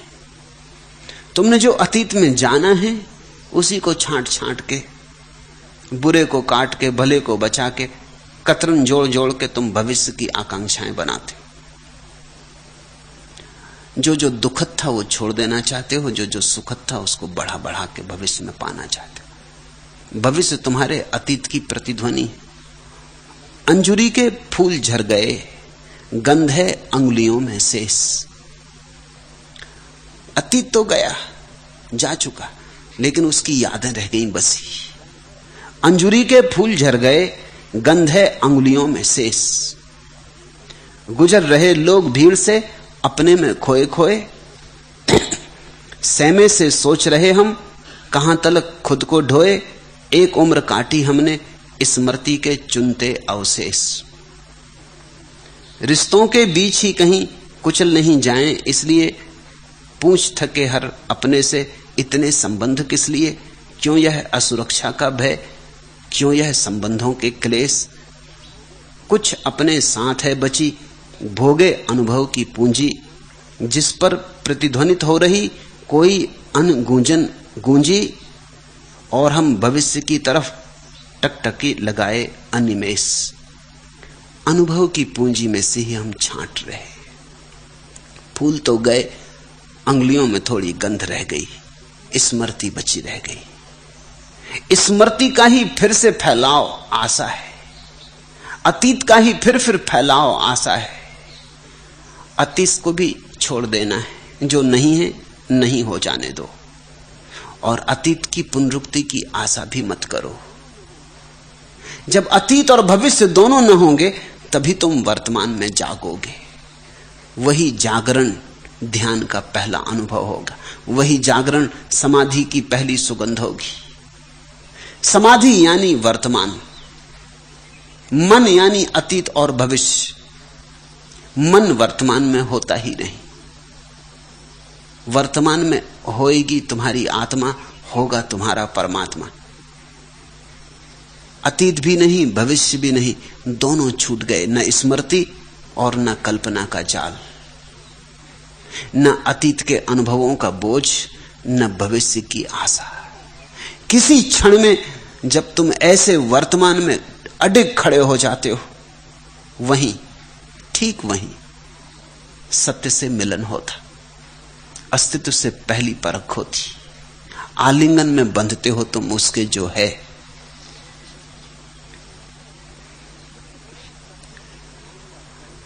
मुक्त पुरुष का चित्त ध्यान या कर्म में प्रवृत्त नहीं होता है, लेकिन वह निमित्त या हेतु के बिना ही ध्यान करता और कर्म करता है। मुक्त पुरुष का चित्त ध्यान या कर्म में प्रवृत्त नहीं होता है। अब एक और अनूठी बात, अष्टावक्र कहते हैं न तो उसे कर्म की कोई आकांक्षा है, न ध्यान की कोई आकांक्षा है। आकांक्षा ही नहीं, न तो वो अशांत होना चाहता, न वो शांत होना चाहता। वो कुछ होना ही नहीं चाहता। वो तो जो है उसके साथ राजी है। उसका राजीपन परिपूर्ण है, समग्र है। वो किसी तरह की वासना से ग्रसित नहीं। उसके भीतर न कोई निमित्त है, न कोई हेतु है। जो प्रभु करवा लेता, जब कभी कर्म करवा लेता तो वो कर्म करता, कभी ध्यान करवा लेता तो वो ध्यान करता। तुम कभी इस अनुभव से थोड़ा गुजरो। एक बार ऐसा कर लो कि 3 महीने के लिए तुम कुछ करोगे ही नहीं अपनी तरफ से, जो प्रभु करवा लेगा कर दोगे। फिर प्रतीक्षा करने लगोगे। कभी मौन ला देगा तो तुम मौन बैठ जाओगे, कभी वाणी मुखर कर देगा तो तुम बोलोगे, कभी कोई गीत आएगा तो गाओगे, और कभी चुप्पी आ जाएगी तो चुप रह जाओगे। शुरू शुरू में कठिन होगा, क्योंकि बड़ी विभूचन होगी। कोई बोलने आया और प्रभु तुम्हारे भीतर बोलता नहीं, तो तुम्हें क्षमा मांगनी होगी। तुम कहोगे भीतर प्रभु भी बोलते नहीं। शुरू शुरू अड़चन होगी। कभी कोई काम का बड़ा जाल सिर पे खड़ा होगा और भीतर से प्रेरणा ना उठेगी प्रभु की, तो तुम नहीं करोगे, चाहे कुछ भी हो, कुछ भी खोए, कुछ भी हानि हो। और कभी कभी व्यर्थ के काम को प्रभु करवाना चाहेगा, ऊर्जा उठेगी, बड़ा प्रेरणा आएगी कि जाओ सड़क साफ कर डालो, तो तुम सड़क साफ कर डालोगे। लोग पागल कहेंगे, लेकिन अगर तुम 3 महीने भी इस प्रक्रिया से गुजर जाओ, तुम्हारे जीवन में कुंजी हाथ आ जाएगी। उसी कुंजी की तरफ अष्टावक्र के सारे सूत्र इशारा है। और एक बार तुम्हें आनंद आ जाए, और ऐसा आनंद आएगा, ऐसा अनिर्वचनीय आनंद आएगा जैसा तुमने कभी जाना नहीं, फिर तुम लौट ना सकोगे। 3 महीने तुम करो, फिर ये कभी समाप्त होने वाला नहीं। 3 महीने के बाद तुम इसे बदल ना सकोगे। तुम्हें स्वाद लग जाएगा, और ये स्वाद अनूठा है। इसी को कबीर ने सहज समाधि कहा है। उठूं बैठूं सो परिक्रमा, खाऊं पीऊं सो सेवा, अब जो प्रभु करवाता, जैसा करवाता बस वैसा, उससे अन्यथा नहीं।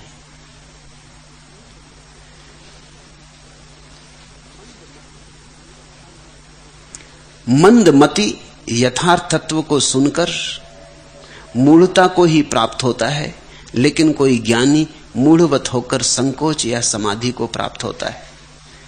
निर्धातुम चेष्टुम वापि यंचितम न प्रवर्तते निर्निमित्तमिदम किंतु निर्ध्याति विचेष्टते तत्वम यथार्थमाकरणम मंदा प्राणपौति मूढ़ताम अथवा अयाति संकोचम मूढ़ा को अपि मूढ़वत।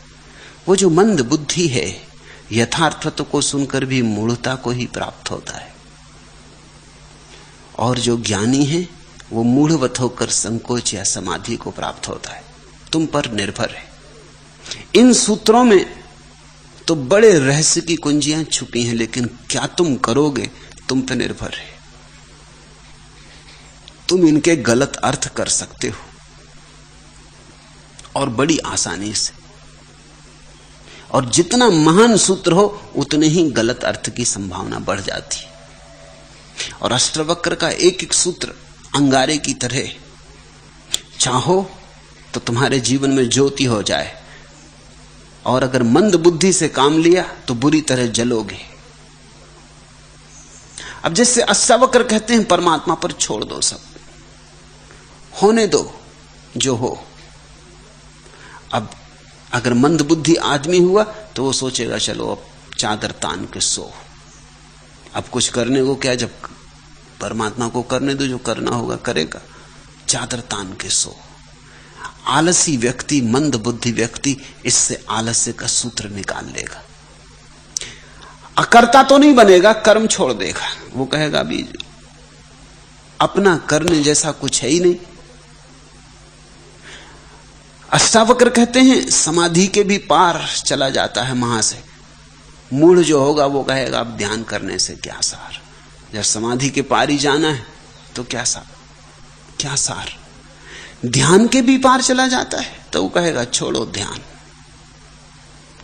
मूढ़ व्यक्ति कहेगा कि जब मुमुक्षा भी व्यर्थ है तो क्यों खोजें सत्य को, क्यों खोजें आत्मा को, क्यों परमात्मा को। आदमी पर निर्भर है। मैंने सुना है मुल्ला नसरुद्दीन की पत्नी उसे मनोचिकित्सक के पास ले गई और उसने कहा मेरे पति को हमेशा कुछ ना कुछ भूल आने की आदत है, कभी छाता, कभी फाउंटेन पेन, कभी जूते। बात यहां तक हो जाती है कि अगर चश्मा और रुमाल यही चीजें भूलते रहें तो भी ठीक है, कभी कभी मुझे तक भूल आते। साथ ले जाते क्लब में और खुद नदारत हो जाते हैं, घर पहुंच जाते, फिर पीछे कहते मुझे याद ही ना रही। मनोचिकित्सक ने कहा घबराओ मत, इलाज हो जाएगा।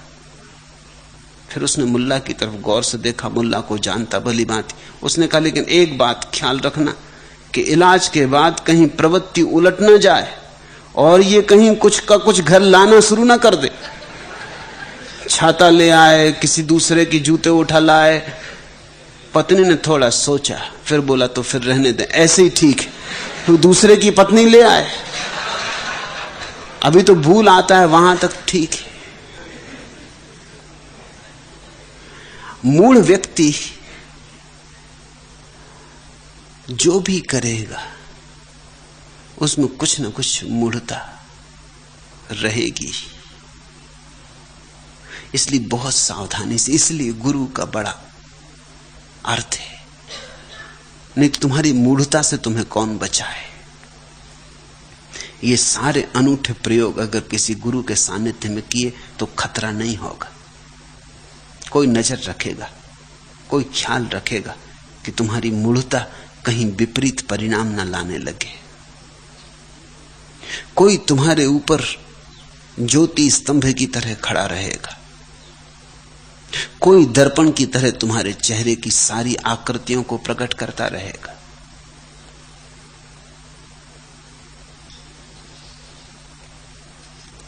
एक दिन मुल्ला नसरुद्दीन ने मुझसे पूछा कि आपकी घड़ी में कितने बजे? मैंने कहा 11 बजे थे। उसने बहुत हैरानी से मेरी तरफ देखा, अपने माथे पे जोर से हाथ मारा और कहा कि लगता है मैं पागल हो जाऊं। मैं भी थोड़ा हैरान हुआ। मैंने कहा इसमें पागल होने की क्या बात है? 11 बजने से तेरे पागल होने का क्या संबंध? उसने कहा है संबंध क्यों नहीं है? आज दिन भर से पूछ रहा हूं, न मालूम कितने लोगों से पूछ चुका, सबने अलग अलग समय बतलाया। मैं पागल हो जाऊंगा अगर ये कोई एक समय बतलाता ही नहीं। कोई 10 बतलाता, कोई 9, कोई 8, कोई 8:30, कोई। आखिर आदमी पागल न हो जाए तो करे क्या?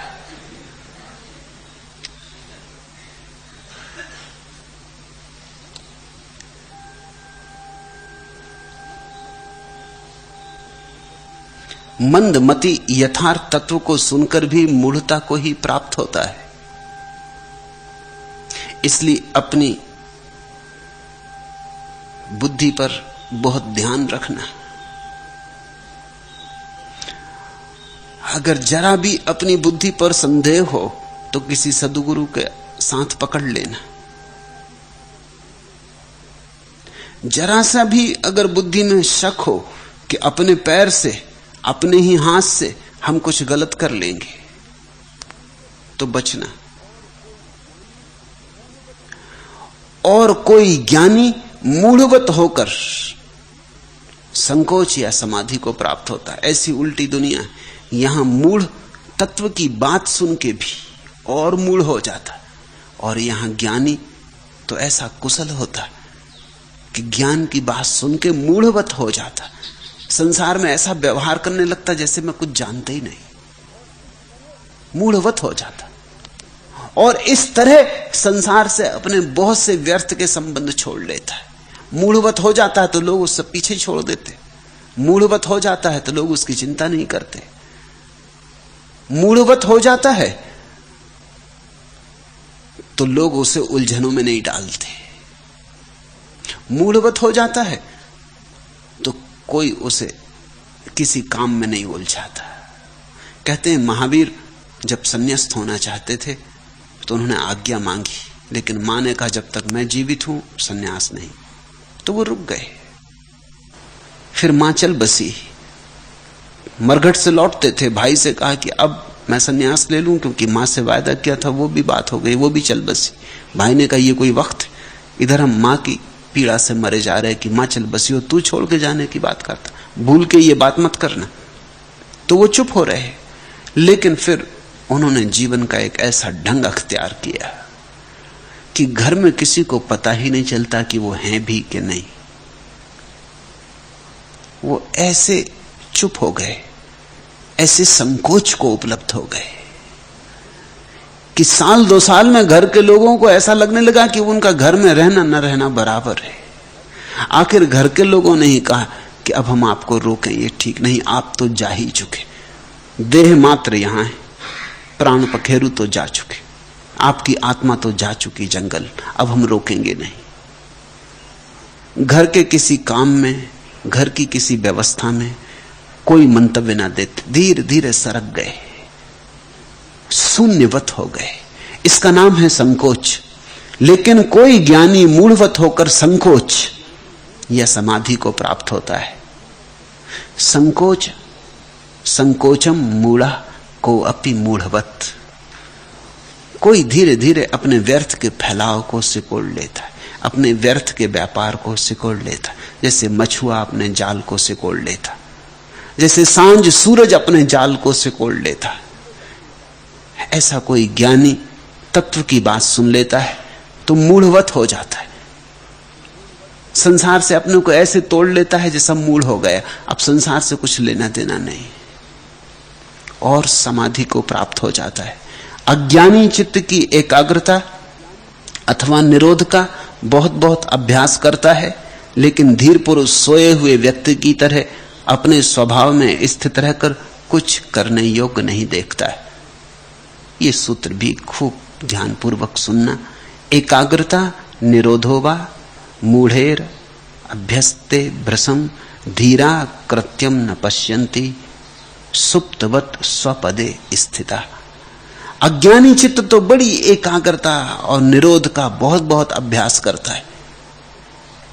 अज्ञानी को अगर धुन पकड़ जाती है, अज्ञानी बड़ा धुनी होता है, पागल होता है। धन की धुन पकड़ जाए तो धन के पीछे लग जाता, ध्यान की धुन पकड़ जाए तो ध्यान के पीछे लग जाता। अज्ञानी जिद्दी होता है, हठी होता है। अज्ञानियों ने तो हठ योग पैदा किया, पागल की तरह लग जाता है, फिर सारा अहंकार उसी में लगा देता है। अज्ञानी चित्त की एकाग्रता अथवा निरोध का बहुत बहुत अभ्यास करता है, लेकिन धीर पुरुष सोए हुए व्यक्ति की तरह अपने स्वभाव में स्थित रहकर कुछ करने योग्य नहीं देखता। सुप्तवत स्वपदे, ज्ञानी तो धीरे धीरे अपने में विश्रांति को पहुंच जाता है। जैसे नींद में, गहरी नींद में तुम्हारा अहंकार कहां होता है। गहरी नींद में जब स्वप्न भी खो जाते हैं तब तुम्हारे विचार कहां होते हैं। गहरी नींद में जब मन में कोई तरंग नहीं होती, तुम्हारी कौन सी सीमा होती। गहरी सुसुप्ति में तुम महाशय हो जाते हो। न तुम पति रह जाते, न पत्नी, न हिंदू, न मुसलमान, न ईसाई, न बौद्ध, न स्त्री, न पुरुष, न बाप, न बेटे, न गरीब, न अमीर, न जवान, न बूढ़े, न सुंदर, न कुरूप। गहरी प्रसुप्ति में तुम्हारे सब विशेषण समाप्त हो जाते। तुम होते हो जरूर, लेकिन बड़े विराट हो जाते। अष्टावक्र कह रहे हैं कि ज्ञानी पुरुष ऐसे जीने लगता है जैसे प्रतिपल गहरी सुसुप्ति में न अहंकार, न हिंदू, न मुसलमान, न ईसाई, न बौद्ध, न सुंदर, न कुरूप, न धनी, न गरीब, न नैतिक, न अनैतिक, न साधु, न असाधु, कोई भी नहीं। धीरा कृत्यम न पश्यन्ति सुप्तवत स्वपदे स्थिता। जैसे गहरी नींद में कोई अपने स्वपद में लीन हो जाता है, ऐसे ही ज्ञानी अपने स्वभाव में लीन हो जाता है और फिर स्वभाव से जो होता है सहज वही होने देता है। करने योग्य कुछ करना है, ऐसी कोई धुन, कुछ करना है ऐसा कोई आग्रह, कुछ करके दिखाना है, कुछ होना है, ऐसी कोई हठवादिता उसमें नहीं रह जाती।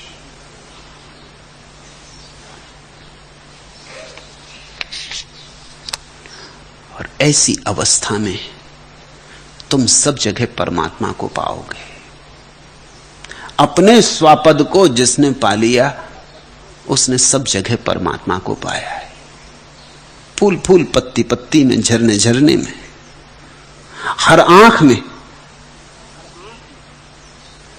तपसिन कुटिया बैरिन बगिया, निर्धन खंडहर धनवान महल, शौकीन सड़क गमगीन गली, टेढ़े मेढ़े गड़गेह सरल, रोते दर हंसती दीवारें, नीची छत ऊंची मीनारें, मरघट की बूढ़ी नीरवता, मेलों की कुंवारी चहल पहल, हर दहरी तेरी दहरी है, हर खिड़की तेरी खिड़की है।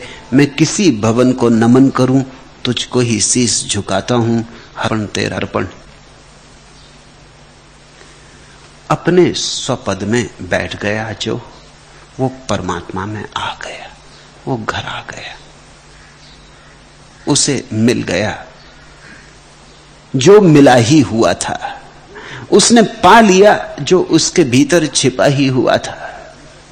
सम्राट हो गया, भिखारीपन गया, गए भिखमंगेपन के दिन। उसकी गरिमा महान है, उसका आशय महान है, उसकी कोई सीमा नहीं, उसका चैतन्य अमाप है, उसका जीवन अमृत है। हर दहरी तेरी दहरी की तेरी खिड़की है, मैं किसी भवन को नमन करूं, तुझको ही शीश झुकाता हूं, हर दर्पण तेरा दर्पण है। आज इतना है।